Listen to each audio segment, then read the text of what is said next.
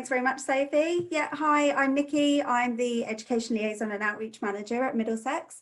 So today we're going to talk through applying through UCAS and clearing, and it's going to be relevant for if you're applying for 2020 or if you're applying for 2021. It's the same process, but obviously the timelines are a bit different. So if you're applying for 2020, you'd need to be applying kind of now, whereas if you're applying for 2021, you'll have a little bit more time before you have to actually start the process.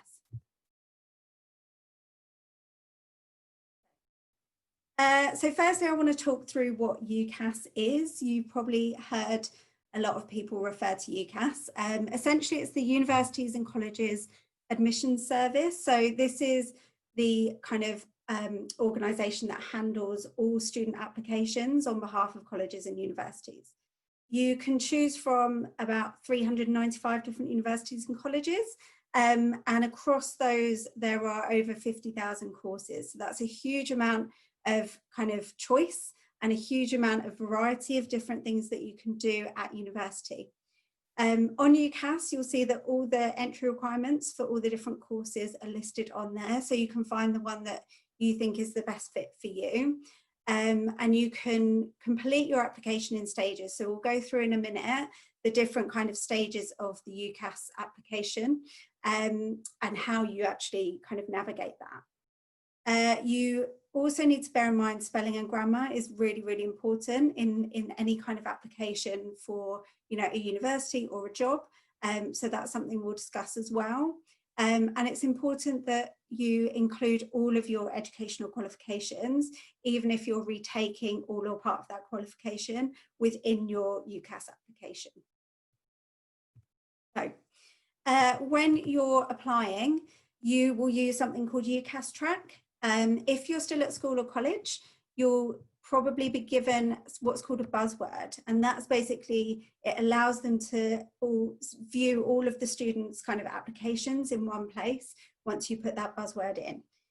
So I would ask any of your teachers, probably the head of sixth form would be able to give you the buzzword if you haven't got it.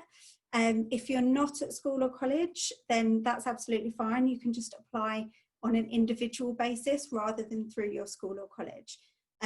Either way, you'll get a personalised user ID and then you'll have to set up a password. So just make sure that you remember that, take a picture, write it down somewhere that you won't forget, so that you've always got that to hand.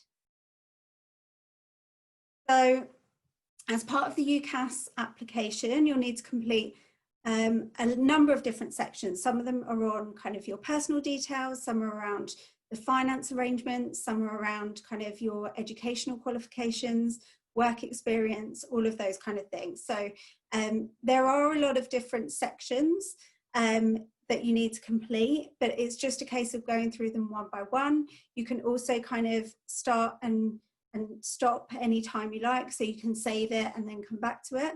And you can do it in a different order, so you don't have to do it one by one as you go through.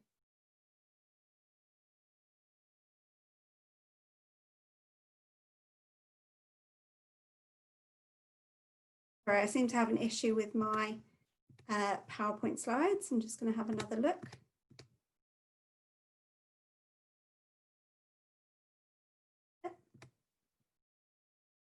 No, that's not working. What I'll do is I'll just go through it on here like this. So things to think about. So firstly, the course. So it needs to be a subject that you enjoy. So it has to be your decision. You need to choose something that, you know, you're going to be studying it for 3 or 4 years. That's a really long time. And it's your chance to actually specialise in that subject and make sure that you're doing something that, you know, you're really passionate about, something you're really interested in. There are different types of courses. So for example, there's something called single honours or joint honours. So single honours is when you just do one course. So that might be, I don't know, a BA in psychology. And then a joint honours would be if you were doing a BA in psychology with a BA in politics at the same time. So you do a BA in sociology and politics or psychology and politics. There are different degree titles as well. So you have Bachelors of Arts, Bachelor of Science, Bachelor of Engineering, all depending on the kind of the setup of the course and what it kind of is around, whether it's engineering or arts or science and so on. So when you're applying through UCAS, you have 5 choices. So you can put down 5 different courses / universities. So you could choose 5 different universities, or you could choose, 4 different universities, and then with the final university, perhaps you want to apply for 2 different courses. You do have to be a bit careful. So when you're writing your personal statement, you can only write one personal statement, and we'll talk a little bit more about it a bit later in the presentation. But you need to make sure that that personal statement is relevant to anything that you're applying to. So don't choose 2 wildly different courses, because the admissions tutor that's reading your personal statement won't necessarily see that you're really interested in that one particular subject. So actually, if you can choose kind of subjects or courses that are very closely aligned, that's going to be the best approach. So after you've submitted your application, you'll see that offers will appear on UCAS Track. That's the kind of system to really monitor everything that's going on in terms of your application. You will get back offers, and you'll need to check them really carefully to see what grades that they're asking for. And then once you've had all those offers back, you'll have to decide which one you want to firm and which one you want to have as your insurance choice. So your firm one is the one that is the one that you most want to go to. It's the one that you're most excited about.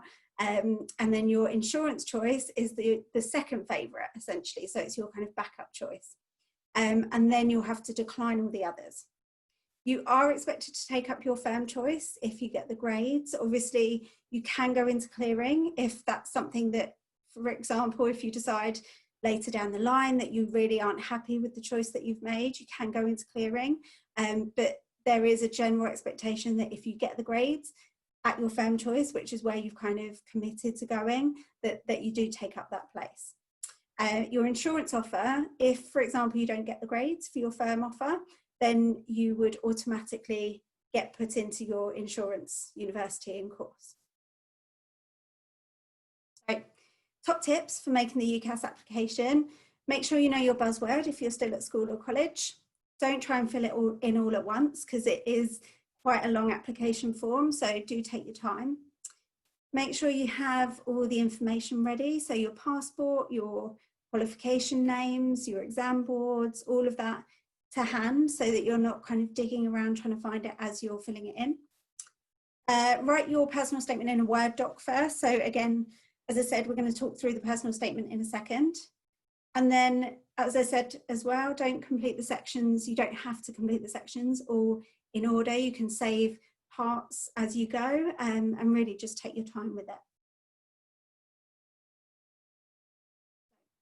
What is a personal statement? So you might have heard quite a lot of people talking about personal statements, and it's essentially just a 4,000 character essay about you and about your motivations and why you want to study your chosen course. So you will want to talk about what makes you suitable for the course and for the university that you're applying to. Obviously, you can't be too specific about the university, so make it about what makes you suitable as a university student in general. And all your experience, what you've done, who you are, what your qualities are, what your kind of really positive characteristics are, and how that links to the course that you want to study, and you as a university student, and how you're going to succeed and excel as a student at that university. So a suggested structure is that you talk through, firstly, your reasons that you want to study that particular course. As I said, motivations and your passions and your interests. Then you want to talk about any work or voluntary experience that you've done to kind of support yourself as, all the skills that you've gained and all the things that you've achieved. You then want to talk about your academic experience. So is there anything you've done or read or kind of done a project on that will kind of help you in your study at university? You can talk through any kind of interests, things like sports and clubs, things that show, leadership skills, teamwork skills, those kind of things. And then you want to do a concluding statement, which can be around for example, what you plan to achieve after your degree. So once you've achieved your degree, what is it that you want to get out of life next? You know, what does success look like for you once you've completed your degree? So the people that read the personal statement are the university admissions team and subject tutors in the kind of course that you're applying to. They are real people. They want to be able to read, you know, something that's really reflective of you. So don't try and sound too much like, you know, like a robot or like somebody that you're not. It's really important to sound like you and talk about you as a person. They want to get to know you through this personal statement. So just keep that in mind.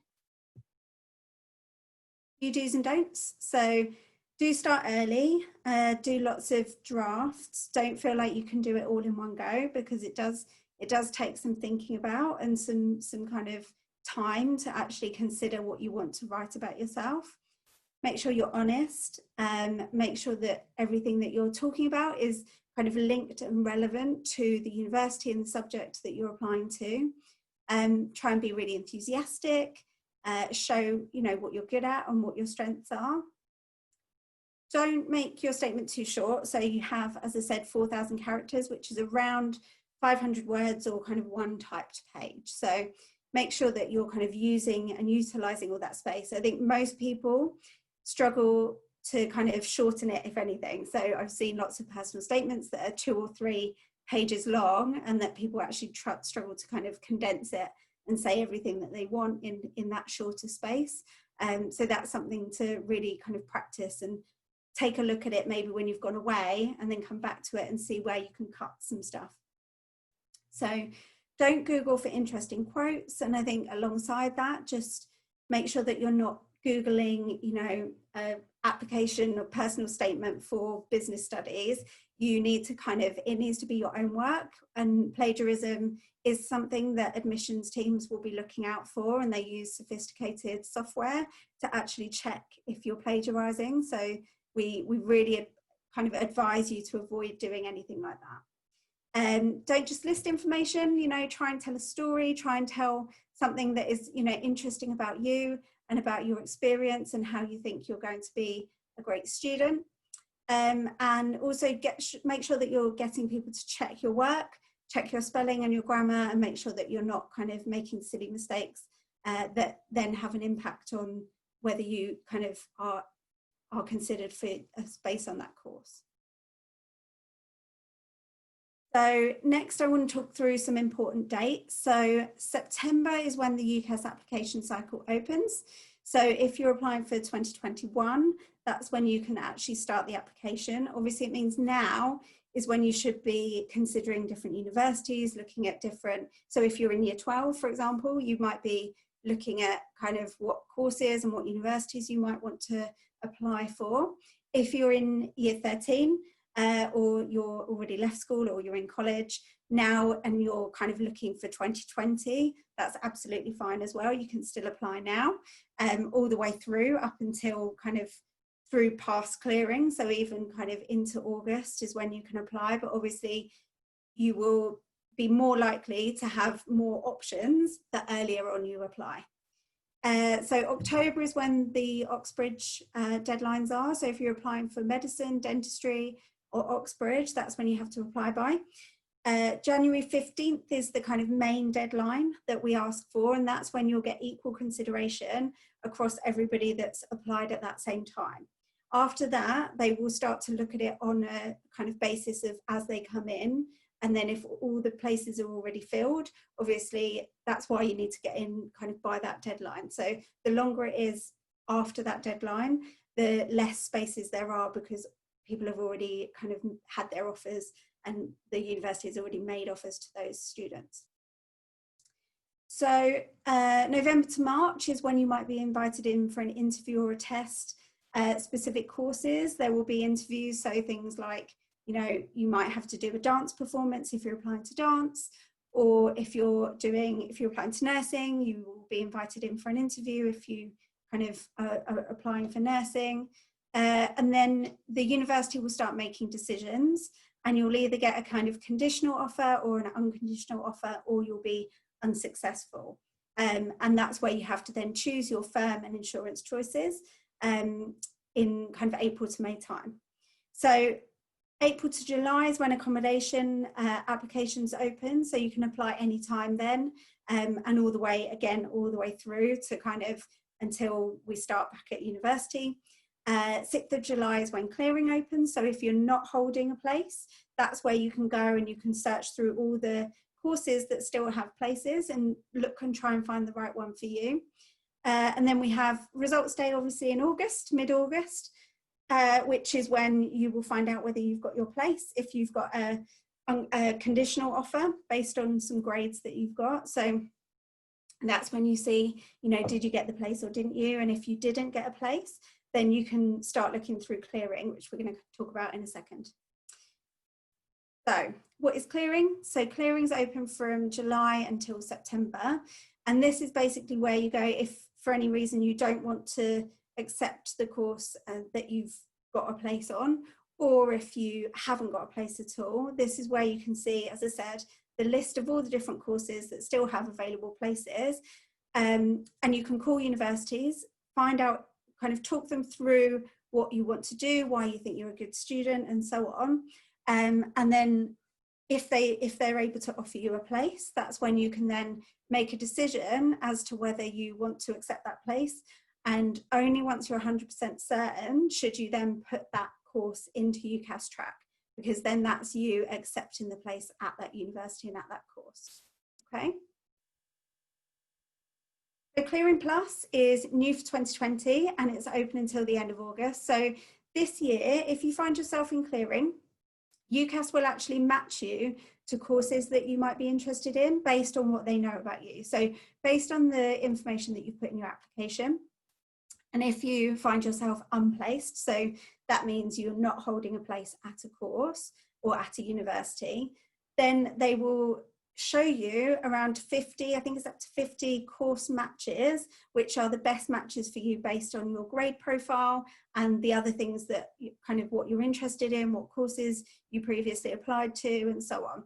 So if from that point you can show that you're interested in a particular course, and then the university might call you and say, we've seen that you're interested in this course, we'd like to talk to you about, you know, you potentially coming here to study, and then they might ask you some questions. So if you don't want to apply for any of those courses, that's absolutely fine. You can just look through the UCAS search tool and find the courses that, you know, you're interested in and call those universities and see if they can make you an offer. Okay. So how we can support you. So we have lots of resources on the Middlesex website that can help you with your application to university. We also have our Writing Your Personal Statement pack, which you can download and actually read through and use that as a kind of structure to write your personal statement, because we know that's really quite a difficult thing for a lot of people to do. So we've tried to give as much support around that as possible. And the final thing to say is just remember it's not too late to apply for 2020. So obviously, I know some of you will be applying for 2021 already, or kind of looking to apply for 2021, but if you're looking for 2020, you can apply anytime from now, and we'd really welcome your application. So that's it from me. Thank you, and apologies for the technical issues with the PowerPoint slides. So now I'll take any questions if anyone has anything that they'd like to find out.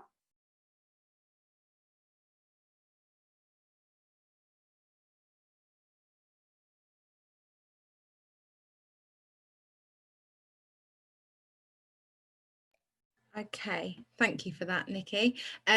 We did have a question. I have answered it in the chat, but it might be useful for other people to know as well. It says, what is the difference between conditional and an unconditional offer? Yeah, that's a good question. So basically a conditional offer is where there are conditions on the offer that you've been made. So those conditions are normally grades. So it normally means that you are, so for example, a university might make you an offer, but it's conditional on you getting BCC in your A-level.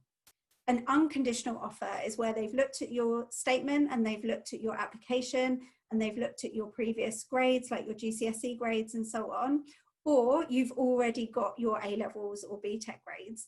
And based on that, they can then make you an offer that is unconditional. So they're saying that based on everything they know about you as a candidate, they are happy to accept you based on what you've already achieved. So that would be an unconditional offer. It's not conditional on you getting anything else. Is that clear? Hopefully that's clear. Great, thank you. Important dates?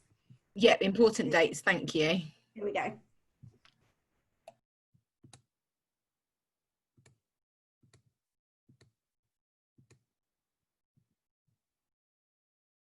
And for the person that asked about the important dates, if there was anything that you wanted to know a bit more about, then definitely pop it in the Q&A or the chat. And there's a question, can you write a separate personal statement for conservatoires? I don't know if Sophie, you're able to answer that or not.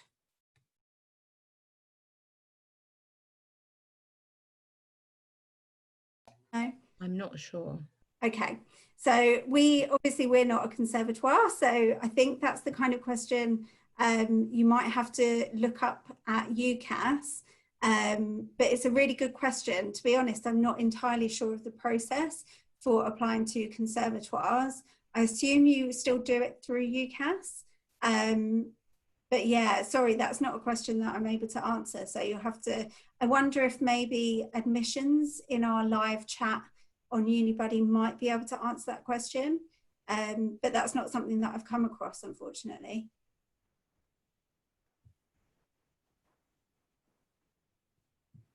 Do we have any other questions?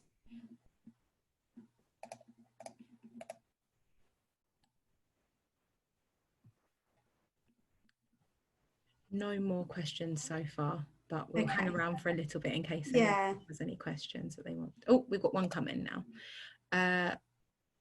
What kind of tests could you do? Is this referring to... Is that referring to the interviews and tests? Is that what you mean? So, yeah, I mean, in terms of interviews and tests, it really depends on the university and the course as to what those tests might be. They might be, for example, you know, maths or English tests. Some universities and some courses will still ask you to do those types of tests.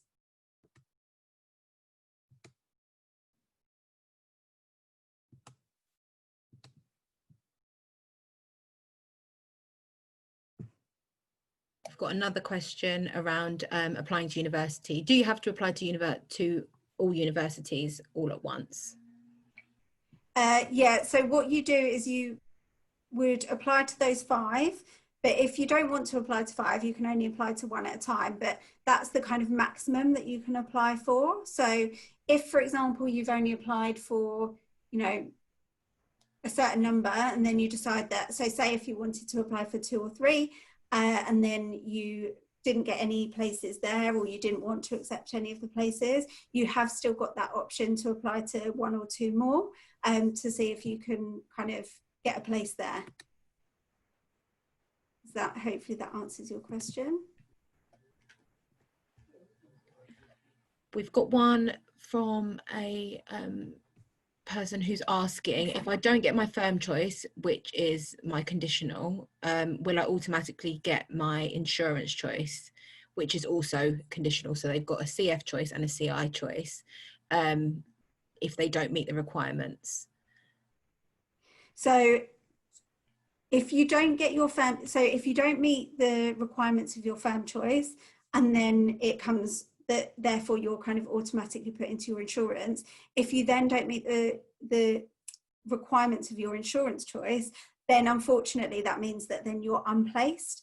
But on the plus side of that, it means that then you will be able to get matched through Clearing Plus with lots of different courses that you will be accepted on. So you'll be able to kind of see those on a list, and you can also search through UCAS clearing kind of lists anyway to see which other courses you are going to be able to be accepted on. So yeah, I mean, if you've got a conditional offer for both and you think that you're not going to get either, and that you don't think you're going to get the grades for either your firm or your insurance, it would be a really good idea to go ahead now and at least start to kind of have a look at things that you might want to apply for instead if you don't think that you'll get the grades.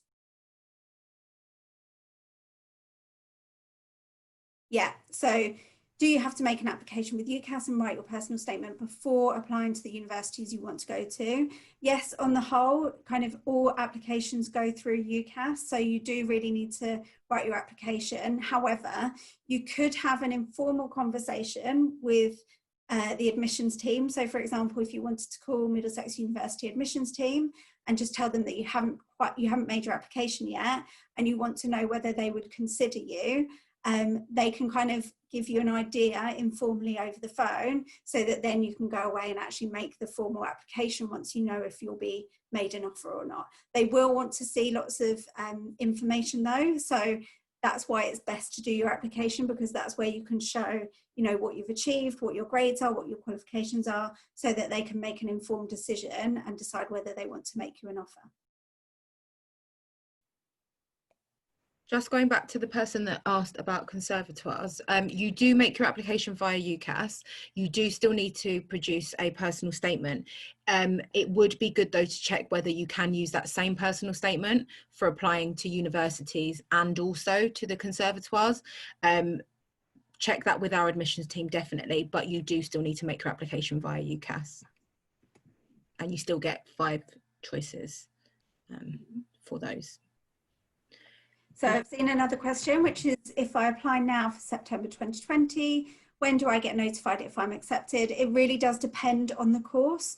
That would be a good question for our admissions team in live chat, because they'll be able to tell you how long it is. They're kind of, you know, what they're working on and how much time it's likely to take for them to get back to you.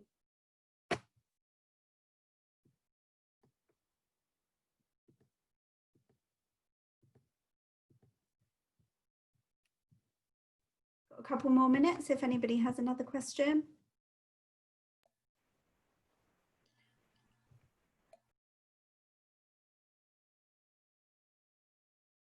Okay, so do have a look on our website. You'll see lots of resources, lots of kind of presentations and things that can help you. And as I said, lots of personal statement support, especially, and packs to kind of help you. The question, why do we have to reject all other unis? So you can only ever hold 2 places essentially. So one is your firm and one is your insurance. So any that, if you don't choose a firm and an insurance, they will reject by default. So it's really important that you choose your firm and you choose your insurance choice. And then you don't have to reject the other unis. They're automatically declined, those other offers. So once you've chosen your courses, then the other ones are automatically declined for you. I should have been clearer, sorry.